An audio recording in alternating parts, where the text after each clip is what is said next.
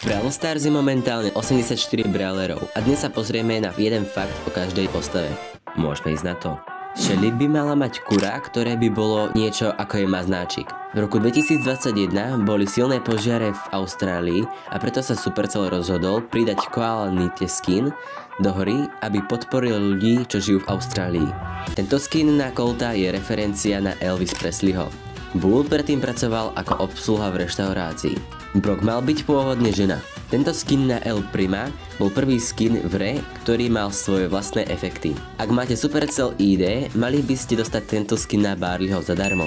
Jediný skin na Poka, ktorý nemá gitaru, je Pirát Poco.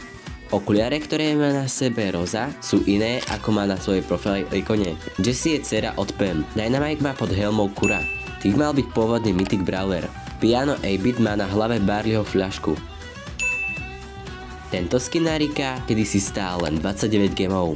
Daryl dostal najviac buffov a nerfov v histórii.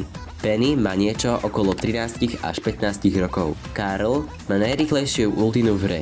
Druhý star power na Jackie v podstate pridáva 2000 HP. Gaz nie je duch. Bo je otec od Leona a Nity. Tento skin na Ems je referencia na Wednesday. Stu strieľa z jeho prstov. Piper pôvodne nemala mať žiadne zuby. Pam mala byť pôvodne chlapec. Frank vo svojom voľnom čase robí DJ-a. Bibi má najhoršiu mastery ikonku v hre. Bee chce byť včela. Nani má za úlohu chrániť Jessie. Ak hráš Edgara, máš malé p***. Griff je človek. Grom sa bojí detí. Bonnie je mladšia ségra od Janet. Gale pracuje pre mistra Pího. Kled má 4 Brawl Pass skiny. Belle sa snaží prísť na tajomstvo Star Parku. Až je v koši. Lola má vlastnú respawn animáciu. Sam pomáha Belle zistiť tajomstvo Star Parku. Mandy má najdlhšiu ulti v hre. Maisie má na hlave popcorn a miesto ruky vysávač. Hank je najmenší brawler v hre. Pearl dostala ako prvá svoj vlastný Hypercharge. Larry a Lori sú referencia na zlého a dobrého. Angelo má rovnakého dabéra ako Doge a Hank. Barry je jednoducho zmrzlinový kôň. Shade je jediný brawler, ktorý dokáže chodiť cez steny. Mortis je strýko Tari. Tara má 17 voice line. Jean bol prvý support brawler. Max je dievča. Mr. P je človek. Sprout nemá tvár. Byron je doktor. Squeak pochádza z Ruffsových slín. Low je robot. Ruffs bol druhý pridaný zvierací brawler do hry. Buzz je v skutočnosti človek. Fang miluje popcorn. Eve je rovnako ako Hank najmenší brawler v hre. Janet má 16 rokov. Otisová hviezda levituje.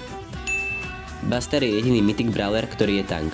Gray sa dal kedysi získať zadarmo za quest, ktorom ste mali dať 500 000 damage. RT je televízia. Willow je axolotl. Touch má najkratší popisok v hre. Chuck je jediný brawler v hre, ktorý je na vozíčku. Charlie bola posledná chromatic brawlerka. Ak hráš Mika, tak si gay.